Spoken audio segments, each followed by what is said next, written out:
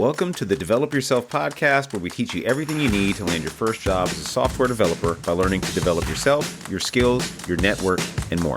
I'm Brian, your host.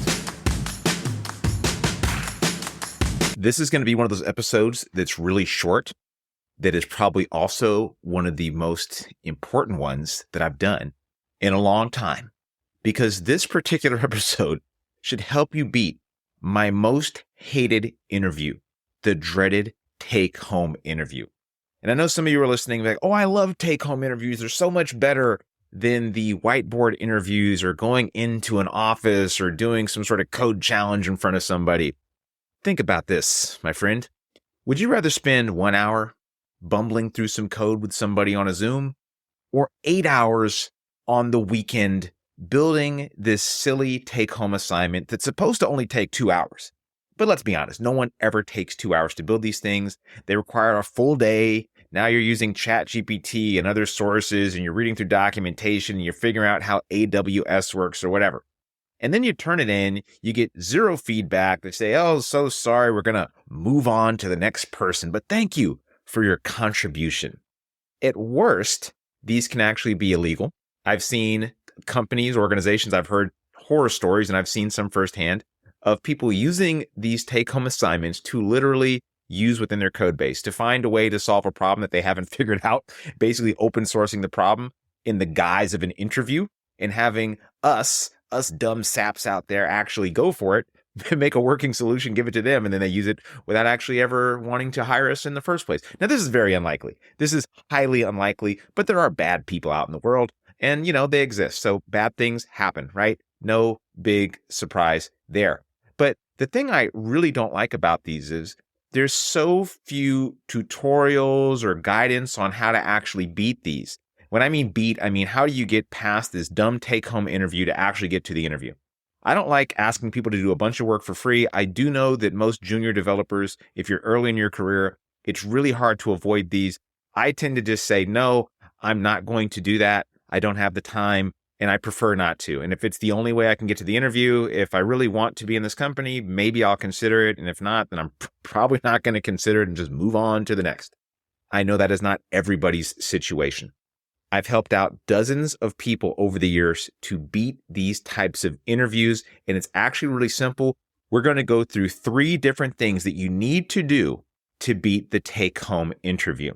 The take-home interview, for those of you who are not aware, I probably should have started with this, right? The take-home interview is when a company says, hey, we are considering interviewing you, but before we do that, we'd like you to take a challenge, right? We're going to send you a request to build a feature. Something like you're going to build a small app. In fact, me and Zubin do this at Parsity, where we give people a small app to build depending on their, technical expertise. So for example, a lot of people come from boot camps and say, cool, let's actually try to assess how well you know coding by giving you this challenge. And that challenge will give us an indication of what we need to build out for them as far as curriculum is concerned.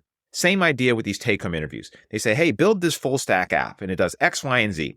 And it's kind of open-ended on purpose. And say, great, you have a week to finish it. It should only take 2 hours, or it should only take 4 hours. It takes you 16 hours, right? And you do this on the weekend, you turn it in, and you hope that you get moved on to the next piece. I've seen too many people take these and not get any feedback. I've seen too many people do them and not know how to do them correctly. And it ends up being not just a waste of time, but also demoralizing, because then they got no feedback. And then they just feel like, damn, I just wasted all this time for free. How many times can I do this?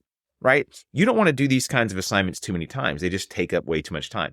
So one mentee who got hired at Calendly, which is a pretty cool company, I remember the advice I told him helped him get there. They actually mentioned the advice that I'm about to share with you when they decided to move forward with him.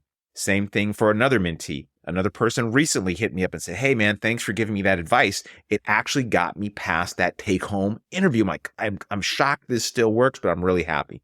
So let's get right to it. I've talked around it enough. I'm going to stop dancing around the subject. Here's what you do. 1, you write some tests.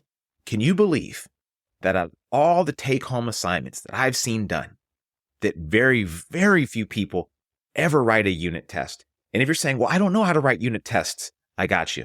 Because I like you, and you're probably good looking if you listen to this show. I know that good looking people tend to listen to this show.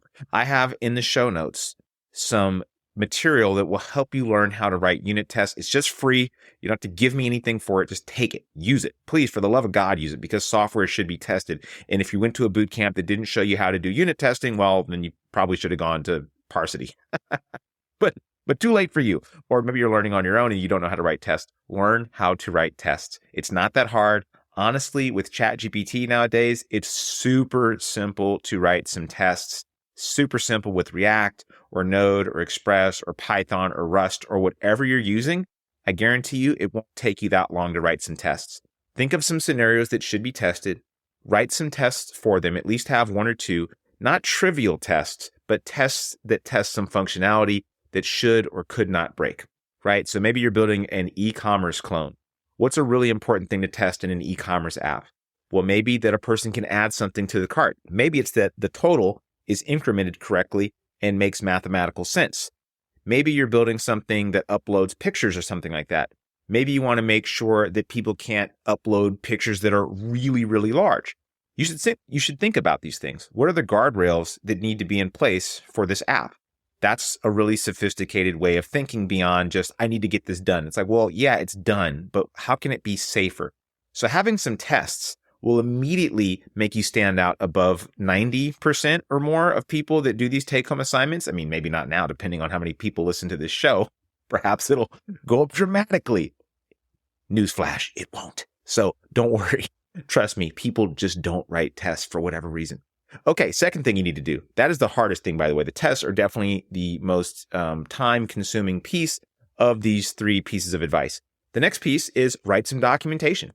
This is simple, especially with ChatGPT nowadays. Write some documentation.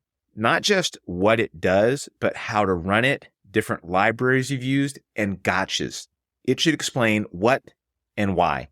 Really simple. Documentation doesn't need to be overthought and be really beautiful. It's great if it looks visually appealing, but what it should really explain is like, what is this thing? What does it do? Why does it exist? And how do I get it to work? Right? And any gotchas. Like, oh yeah, you need to have a URL connection string to a database. And obviously I'm not going to share mine with you. So you need to use this fake database, or this is an issue that I saw that comes up sometimes. If you're in, an Eastern time zone, you may get a different thing or whatever, some weird bug or issue that you found that you're like, I didn't have time to correct this, but I'm just letting you know that it's here. And here's like some documentation explaining a workaround or something like that. It's really simple. What and why? Why does this work? What does it do? How do I run it? All that good stuff. And then somebody should be able to look at it and immediately say, okay, cool. I went from not knowing what this is at all to knowing how to run this on my machine. Very simple. Lastly, here is a bonus. Record a video of you walking through the functionality. Make it really, really short, like 2 minutes tops. People don't want to watch a 10-minute video of you walking through an app. People barely will watch a 2-minute video on YouTube. It's wild how much we cannot pay attention. So instead of doing some long, drawn-out video, do a video. I suggest you use Loom. The reason why I suggest you use Loom, I'm not sponsored, by the way, even though I should be. Loom, if you're listening to me, you can send me a check or a box of donuts to my address, which I'll give you out in private if you DM me. Anyway, why you should use Loom, in my opinion, is because they have analytics. And I use a paid version of Loom. I'm not sure if this is free. I use a paid version, $20 or something a month, and I record a ton of videos. And what I like about the videos is I get an alert via Slack. I have an integration in Slack that lets me know when somebody has viewed my video. It lets me know the duration. It lets me know sometimes who, if they have a Loom account. So this way I can see if somebody actually did watch the video, where they may have dropped off, if they watched the whole thing, and maybe even some information I can use to contact them. Now, I don't know how ethical that is, but I'll be honest with you. I'm using everything to my advantage, right? If I see that somebody on that team and I see their email or something attached to it or their name, I'm going to want to reach out to that person. Hey, I saw you looked at my video. I'm really interested and curious. I'm really interested and excited about joining this company. And I'm really hoping that you found some value in my take-home project. Is there anything I can help explain, or is there anything you'd like me to dive deeper into? Happy to chat with it if you have the time. If not, thank you so much for checking it out. I know it can take a lot of time to review this code. Hopefully the video was somewhat helpful. Boom. This will make you stand out tremendously. It'll give you the most bang for your buck. If you're going to do these, do them 110%.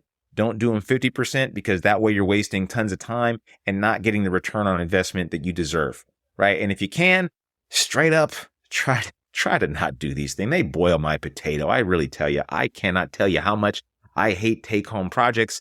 And I know I'm in the minority because apparently most people love them. So I hope this was helpful for you.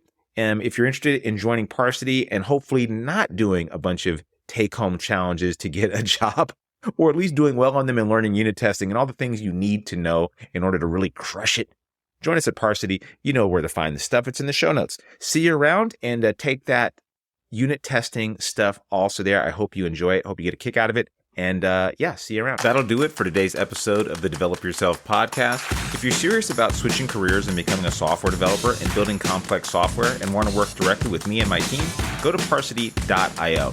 And if you want more information, feel free to schedule a chat by just clicking the link in the show notes. See you next week.